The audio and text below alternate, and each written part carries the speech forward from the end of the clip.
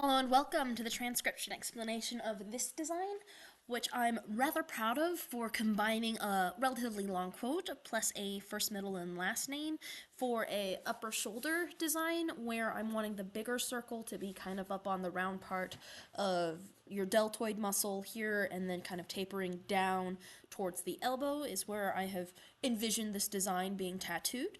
And let's go ahead and read it.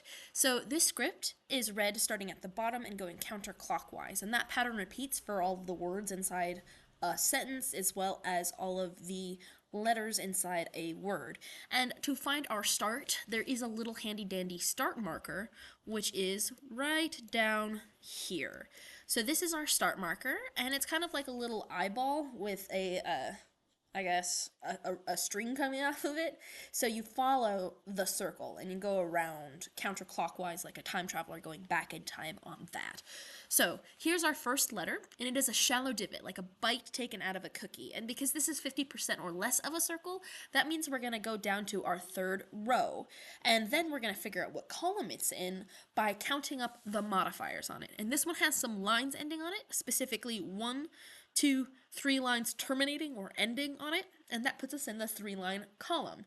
So shallow divot with the 3 lines intersect at a S. So this is an S, and then we have a little guy. Little guys are vowels, and the vowels are kind of at the bottom of our little cheat sheet here, and an O is inside the word circle. So this is an O, and then we have a consonant again with 1, 2, 3 lines, so in the same column as the S, but we're in a different row, and the row has a full circle in it. So this completed circle is inside of our word circle, putting it in the second row. So second row, column with 3 line modifiers, makes this an M.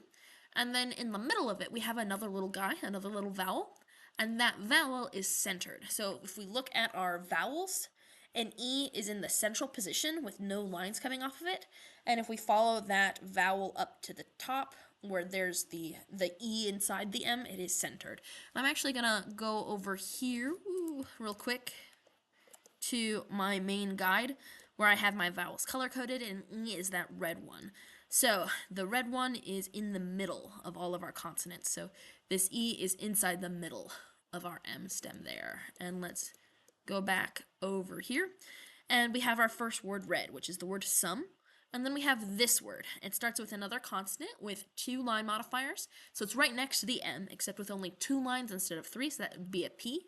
Another E centered inside that, continuing around. Here's another O, just like that O. And then we have a letter stack. So these two are concentric circles, and there's a thin one and a thick one. And the thin one has 1, 2 lines on it, and the thick one has 3 dots with it. So the 2 lines makes this another P, and the 3 dots makes this an L. So there's a P and an L together. And you read thin line to thick line. And all of those little letter stacking rules are on the full guide here. And read thin to thick is one of the rules. This is kind of like the order of operations for letter stacking. So that would be the P, the thin one, before the L. And then on our word circle, we have an E on the line of the word circle. So this is the word people. And then we have a sentence here. Another L with 3 dots. I has a line going inwards. A V has 1 line modifier. And then another E on the word circle. So live, another M, just like this M. O inside the word circle like that. R has 3 dots, just like the M. Just like the L here in live. And then we have an E, just like that E. So M-O-R-E is more. I-N, I, little guy going inwards. N has 1 line. And then this is a number. And numbers are made on rings. And we have a thick ring in the middle. And then 2 thinner rings going on the outside of it. And there is a tens ring on the outside because it's the bigger ring on the outside. So it's the bigger number. And there are 1, 2 lines on it, so that would be a 2, and then there's nothing on the inner ring, so this is the number 20, and then this has 1, 2 dots closest to it, because these 3 dots are all closer over here, so Y, E, A outside the word circle, R has 3 dots and another S, so that would be years, then we have T-H-A-N, than, O, T-H-E-R-S, others, D has 3 dots, O, I-N, and then we have another number, and this little circle here counts for 5. So we take the 5 and then add the 1, 2, 3 lines. So 5, 6, 7, 8. So 8, 0, 80. So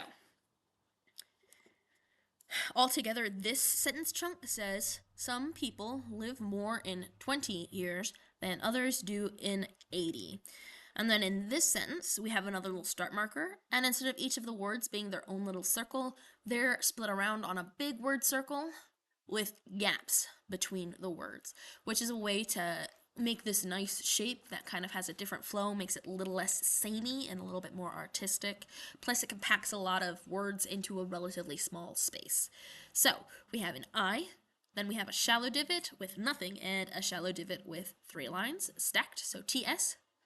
And then that's the word it's. I didn't do the apostrophe because I didn't want to mess with punctuation and make this even more complicated than it needed to be. So this is just an it's, N-O-T, T-H-E-T-I-M-E. I'm going to sneeze.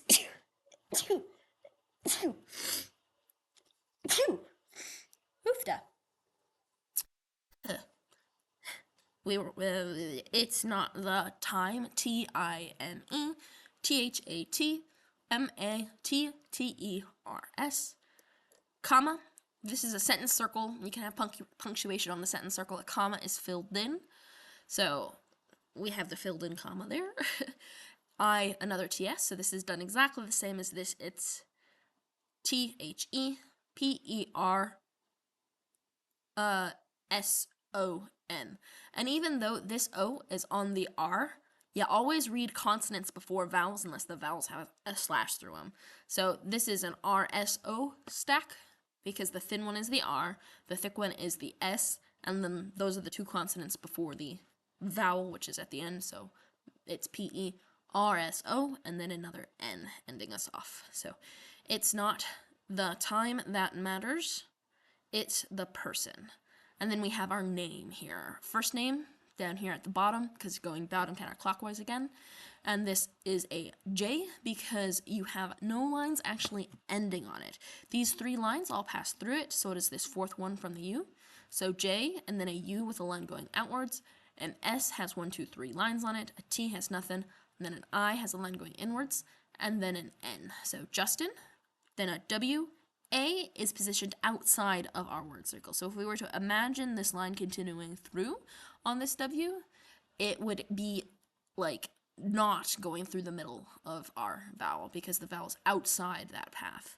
Plus, if we look at this space here versus the space on the E here, this is almost touching the outside of this ring, meaning it is again centered outside of the word circle. So this is a W-A.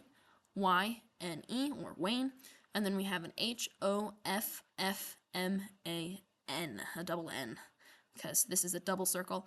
Oh, and the difference between a double circle and a vowel inside a consonant is the size of the inner circle.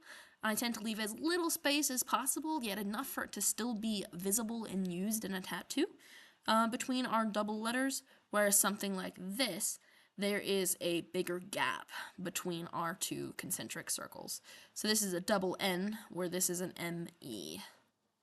So, yeah. Oh, and I should note, these thick rings are actually a bunch of line modifiers that end 1, 2 here, 1, 2 here, 1, 2 here, and 1, 2 here, adding up to a total of 2 lines on the H, 3 lines on the F's, 3 lines on the M, and then the A outside the word circle, and the double N with 1 line. So we have Justin Wayne Hoffman here. And yeah, that is that design. I hope you like it, and I hope this video makes a bit of sense.